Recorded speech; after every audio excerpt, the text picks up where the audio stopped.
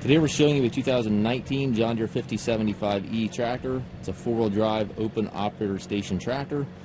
Has just over 1,350 hours on it. Tractor was a local tractor. Previous owner had some issues with their property and had needed some cash, so he sold this tractor to us. Basically needed cash. Is the reason for selling this machine. Again, right around 1,350 hours on it, 73 horsepower. Very nice, clean tractor. It does have the loader prep package with the frames, joystick, and grill guard all with it. Front tires do show some wear. Those will need to be replaced before long.